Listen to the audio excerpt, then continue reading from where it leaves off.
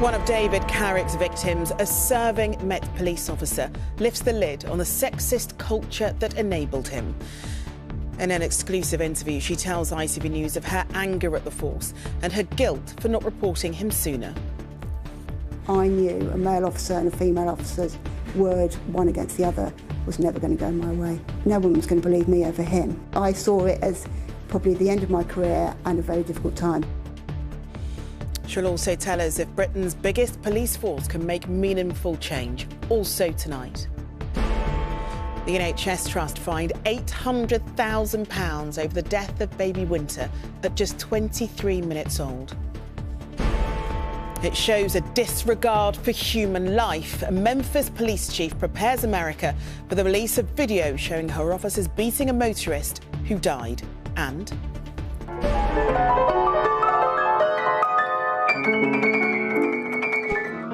the 12-year-old who fled here from Ukraine and her musical talents that now have royal approval.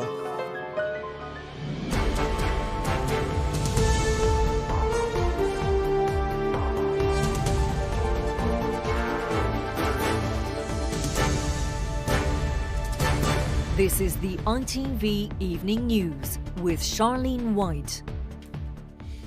Good evening. We start tonight with a brave and challenging interview with one of the many victims of serial rapist PC David Carrick.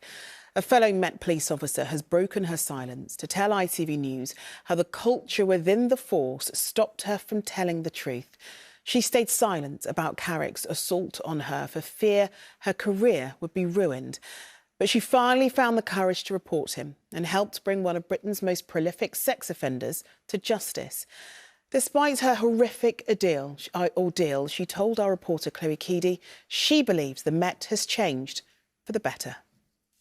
I knew a male officer and a female officer's word, one against the other, was never going to go my way. No one was going to believe me over him. I saw it as probably the end of my career and a very difficult time. Michelle is a serving Metropolitan Police officer. We've changed her name to protect her identity, but this is her story, one she felt unable to tell for a very long time. It was very sexist in the police force at that time. You know, male officers could do whatever they want. I had property of the Met stamped on my backside by some male officers when, in my early days as a police officer. I spent half a shift in the boot of a police car. This was what female officers went through. You were called Doris, you made the tea. And it was against that backdrop in 2004 that Michelle met PC David Carrick. What was he like? Well, charming as anything to me, but he was also a bit of a womaniser. He'd slap the backside of a female WPC while we were at work. He would flirt a lot. He had a massive ego. During the short time they worked together, they started spending evenings together after their shifts, until one night at his house he raped her. Michelle now knows she's one of 12 women David Carrick attacked over the course of almost 2 decades, a serial rapist who used his position as a police officer to gain women's trust. But despite multiple complaints, his crimes went undetected by the force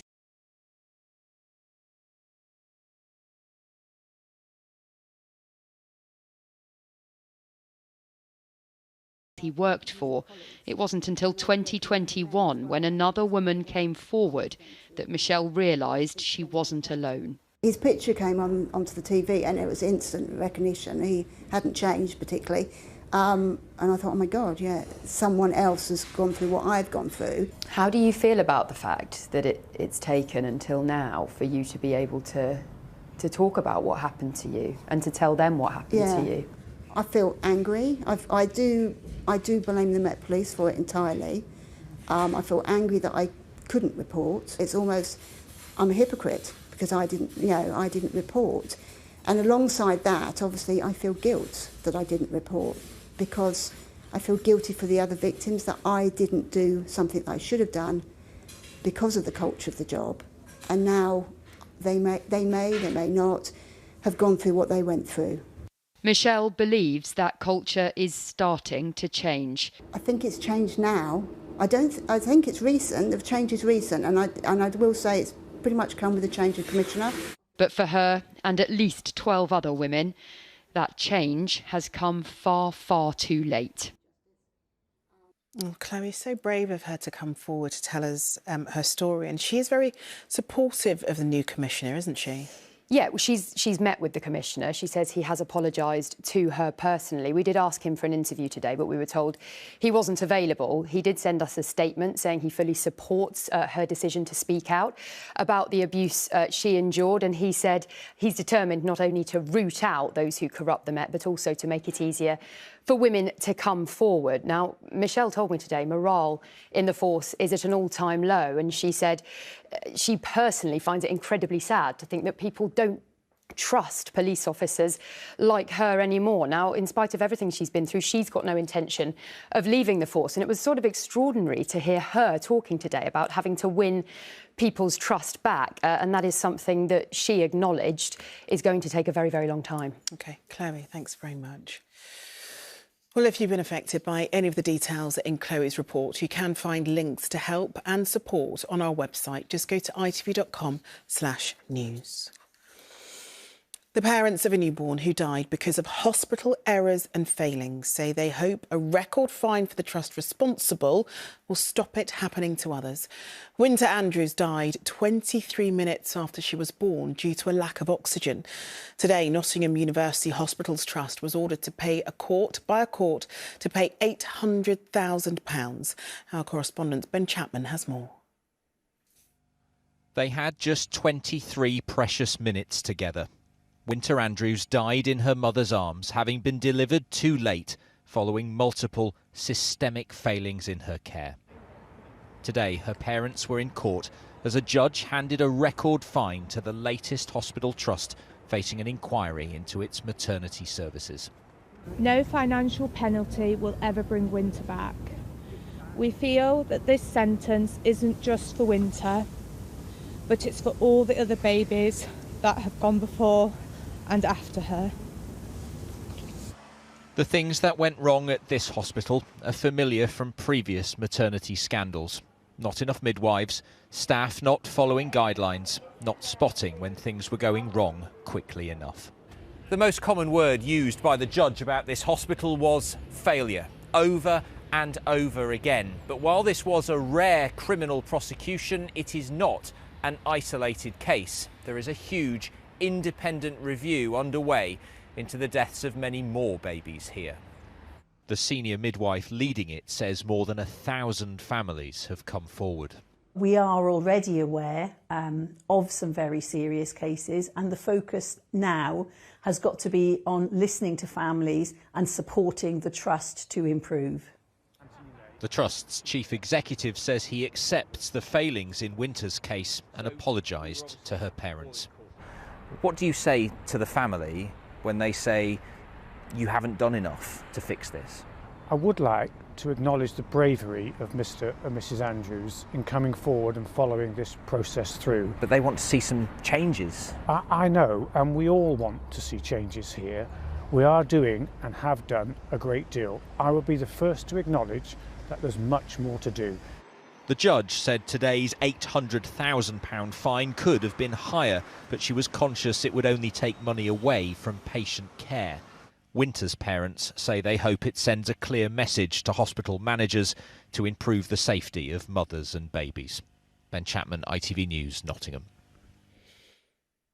A teenager from Derbyshire who posted far-right videos that influenced the gunman behind a US mass shooting has been given an 11-and-a-half-year sentence.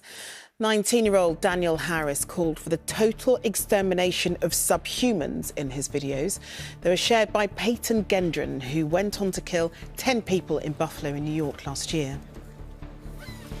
And a firefighter who was critically injured in a large fire at the historic Jenner's building in Edinburgh has died. Barry Martin was 38 and was taken to hospital after being called to the former department store on Monday morning. Police say they're working to establish the full circumstances which led to his death. The Chancellor has unveiled his plan to help boost the UK's economic growth. Jeremy Hunt outlined 4 steps: enterprise, education, employment and the vague everywhere. And he also said tax cuts are unlikely in his next budget. Our economics editor Joel Hills is at the Treasury for us. So Joel, is this plan going to revive the economy? Well, here's hoping, because low economic growth is a very serious problem. Governments that can't raise the living standards of their citizens tend to run into trouble. And today the Chancellor set out a very compelling vision of future prosperity. He said he was going to revive economic growth by convincing companies to invest more in Britain and create jobs, by improving the educational outcomes of school leavers in particular, and by persuading some of the 6 million odd people in the UK who are economically inactive to rejoin the workforce. Now, most economists will tell you those are perfectly sensible things to be doing, not least because over the last 14 years, many countries have struggled with low growth. The UK in particular, over the same period, the living standards of the typical household in the UK has fallen relative to households in France and Germany and other countries we like to compare ourselves to. Today, though, the Chancellor was talking optimistically. He said this was not a time for declinism, and he rejected the idea that the UK was a straggler. I don't accept that we're towards the back of the pack compared to what other countries are saying. I think any accurate examination of the statistics says that we've been affected in broadly the same way as our peer countries. The difference is our long-term opportunity. The verdict of the room was his speech was strong on ambition but lacking in a lot of detail. For example, it's a terrific idea to improve education in schools, but reality check, as it stands, teachers are preparing for strike action and many schools are struggling to attract and retain staff. There's a big challenge ahead. All right, Joel, thanks very much. There have been appeals for calm ahead of the release of body cam footage showing the violent arrest of a black man in America. Tyree Nichols, a 29-year-old father of one, died after being beaten by 5 police officers in Memphis. They've been sacked and are facing murder charges. Well, our correspondent Robert Moore is in the city for us tonight. Robert, lawyers for the family are likening this to the beating of Rodney King, aren't they?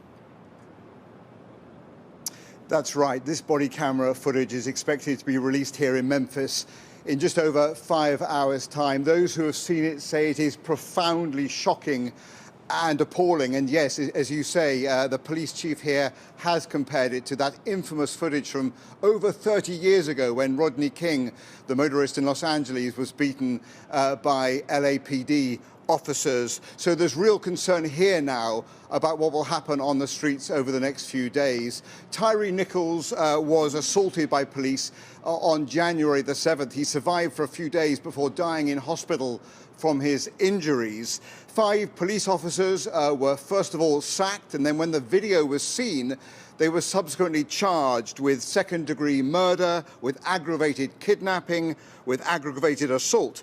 And now, in the last few minutes, the mother of Tyree has welcomed those charges. Remarkably, she says she's even praying for the former officers.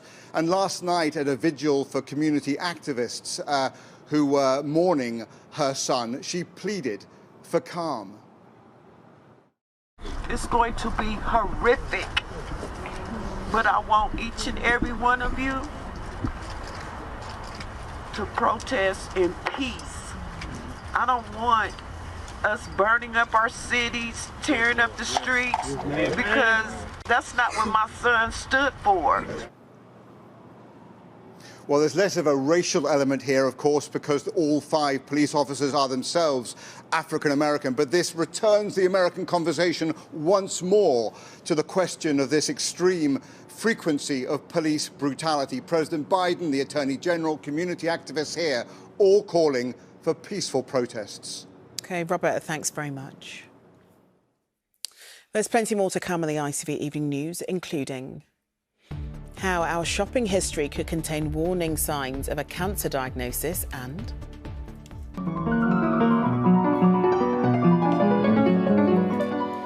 from Kyiv to London, how a 12-year-old Ukrainian refugee has won a place at one of the UK's top music schools. Right, welcome back. A study of shoppers' loyalty cards. We'll see you after the break.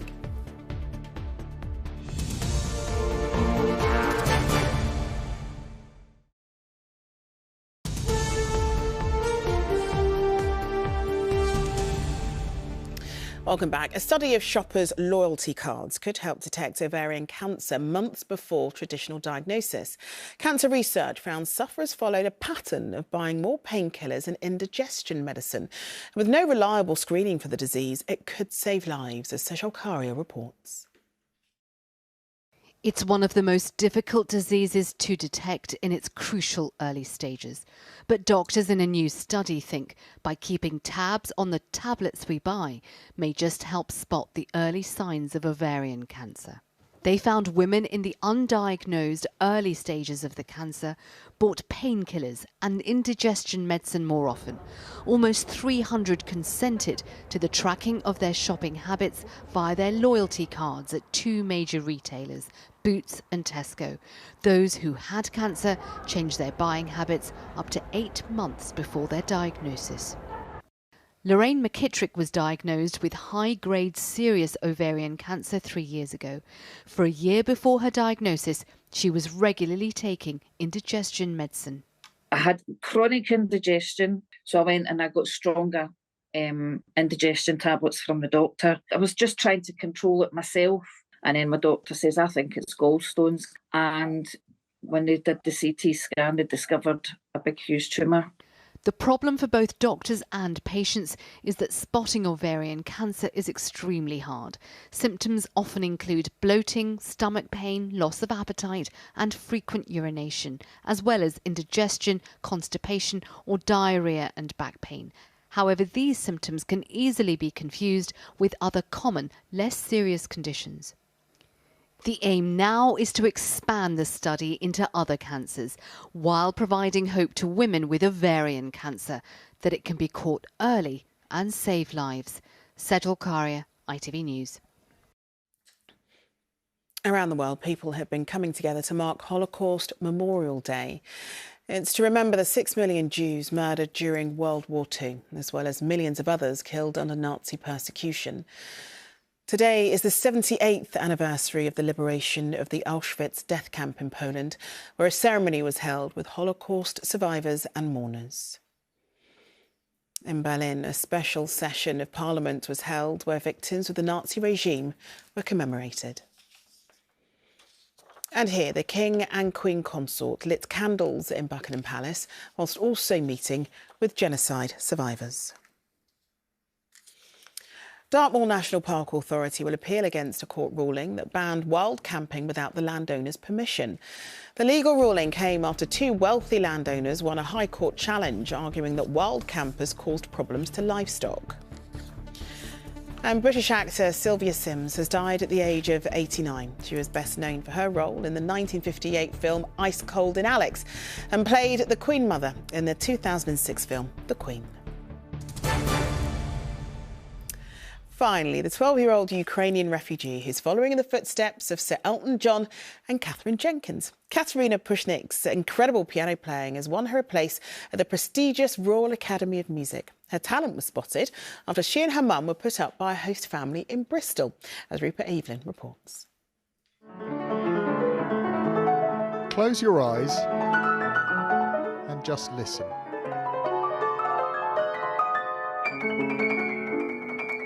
Now consider that the sound you're hearing is created by a 12-year-old.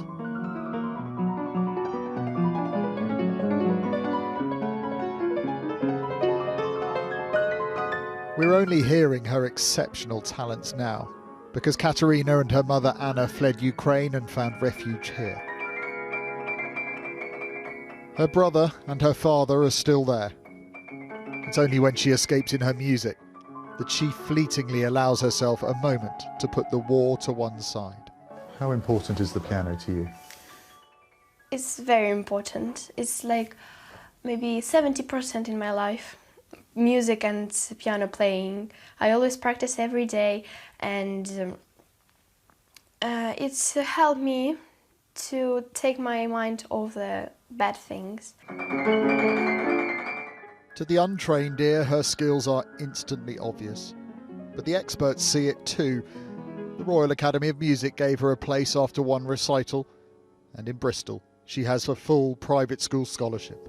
It's extremely unusual to see somebody at that level of talent. She has already spent so much time working on her playing. She has an amazing touch. She has an amazing ability to communicate through music.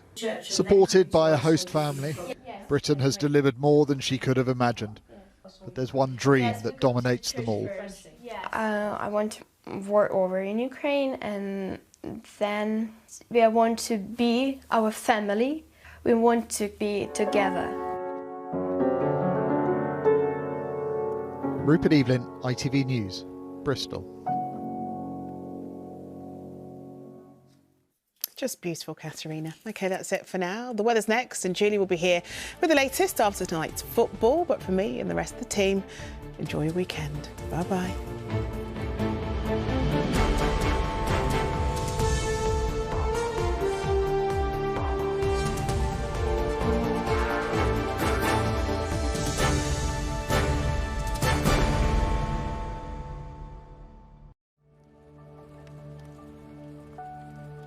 Visibility may be low this evening as the cold weather hits. Heinz Soups sponsors ITV National Weather. Good evening to you. Feeling chilly as we approach the weekend, the cloud limiting the sparkling winter sunshine, and in the next few hours turning frosty once more with some patchy fog, freezing fog for some of us as we head into the small hours. We've got high pressure extending from the mid-Atlantic, keeping it generally fine and dry for us. That area of cloud provided by that cold front limiting any brighter sky. And as we approach the second half of the weekend, the winds whip up and some rain heading in, not feeling quite as chilly as it has been of late. As for the next few hours, temperatures slide. That patchy rain and drizzle is slipping its way through northern and western Scotland into Northern Ireland, easing as it goes, and with the moisture left in the air, misty, murky conditions across the highest ground. Temperatures close to freezing in towns and cities, a little lower in the countryside. A slight patchy frost likely here. Further south, much colder, a widespread sharp frost. Temperatures well below freezing, as low as -3, -4 in the countryside. And as well as it being frosty, some fog reforming, patches of freezing, dense fog likely across the south and the east into the small hours, giving terrible visibility for those up bright and early and missing out on a lie-in. So grey, gloomy, freezing and frosty here to start the weekend. Otherwise, a better chance of seeing that sparkling sunshine into Scotland and Northern Ireland after misty low cloud lifts. And after that chilly start, temperatures will tend to recover. Some low cloud slipping its way through northern England and North Wales with a touch of drizzly rain. Otherwise, a dry day, but the sunshine is short supply. Highs of 7 or 8 degrees at best. A bit more of a breeze picking up on Sunday, rain into Scotland and not feeling quite as chilly. Heinz Soups sponsors ITV National Weather.